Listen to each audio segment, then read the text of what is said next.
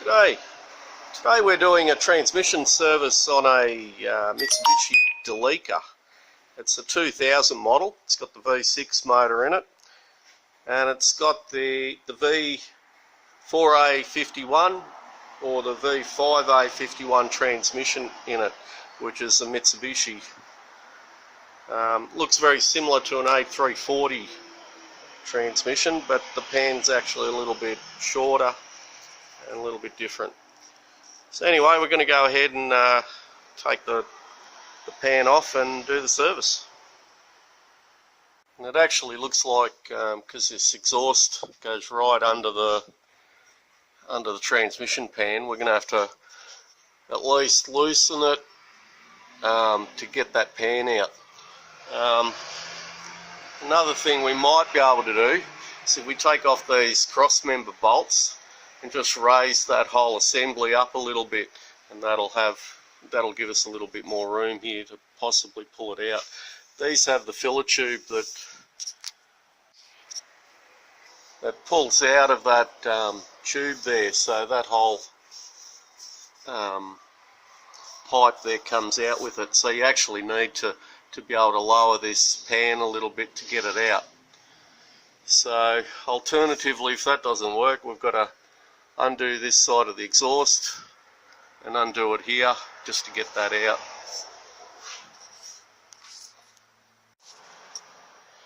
Now we have to actually remove the exhaust at the engine there to gain access here. So one thing to do when you're taking exhaust bolts off, if you haven't had them removed for a while, spray it with some, or soak it with some WD-40 or CRC or some sort of rust penetrant.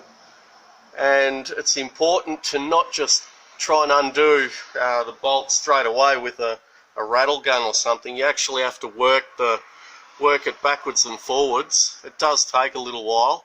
Otherwise, if it seizes on that thread, you'll just break the stud, and then you've got a really big job ahead of you to replace it.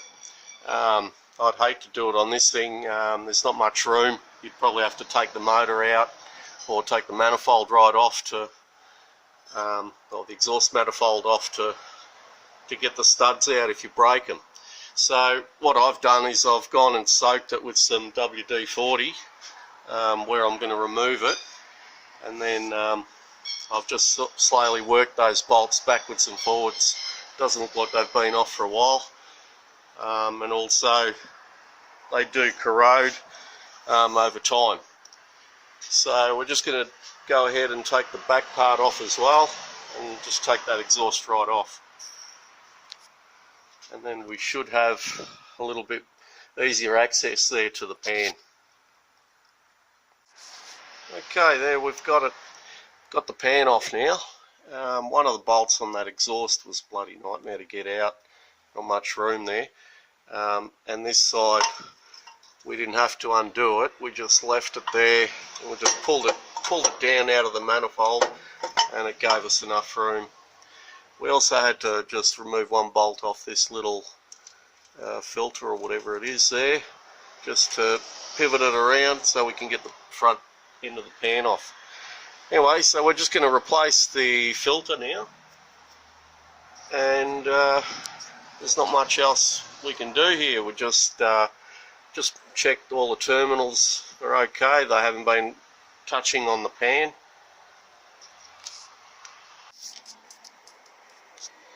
And in the pan that you'll see there's those three little magnets there. We'll just give them a clean up and clean the pan, and she'll all go back on.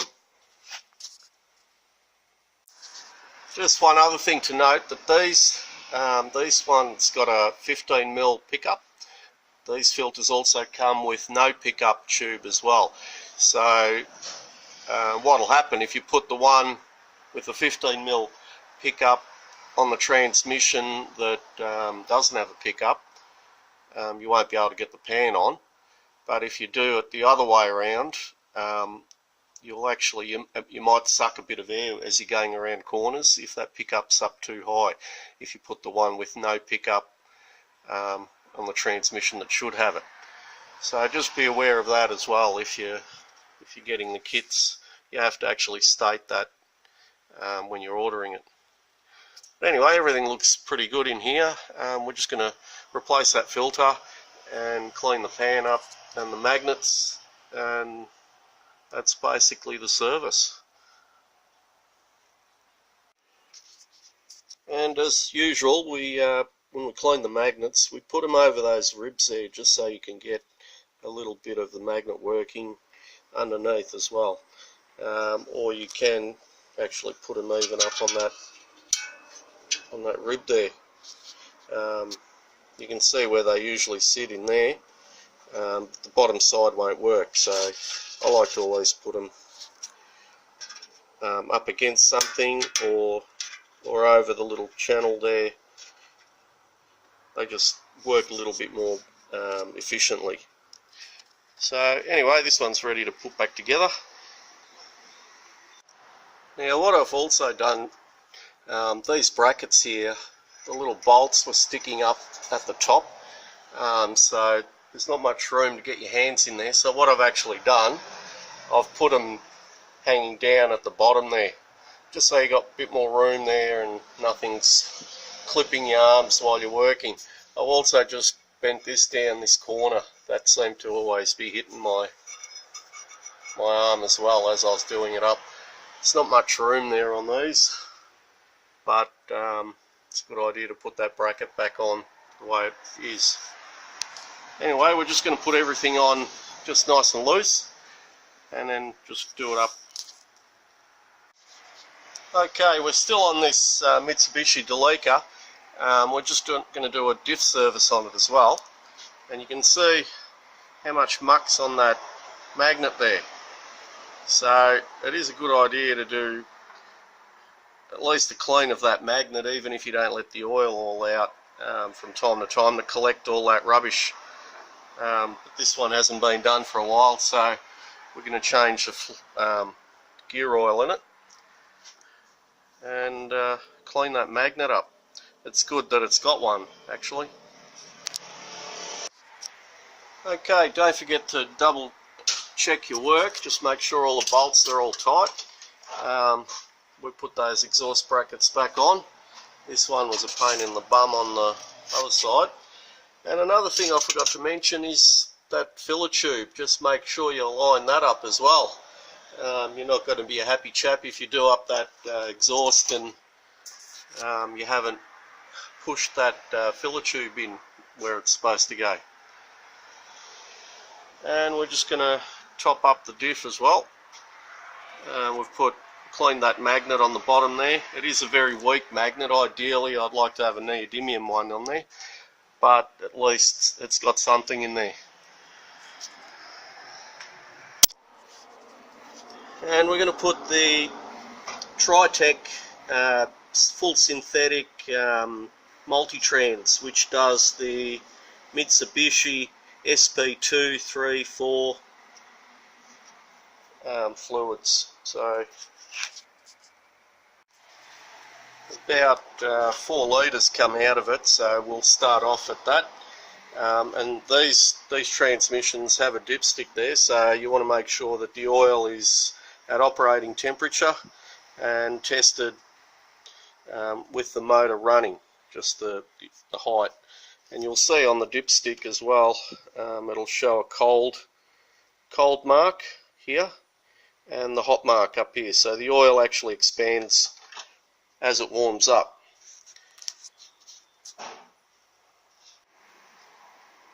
Okay, I've put 4 litres in, and we're just going to start it up and just see how, go through the gears, see how much oil we've got in there.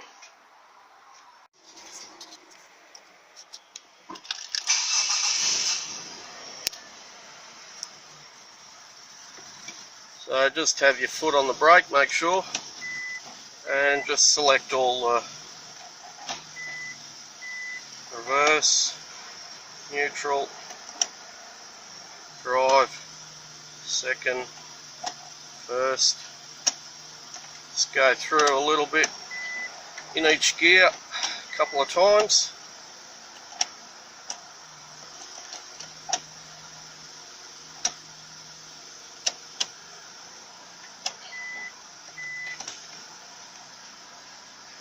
Alright, we're up to mark.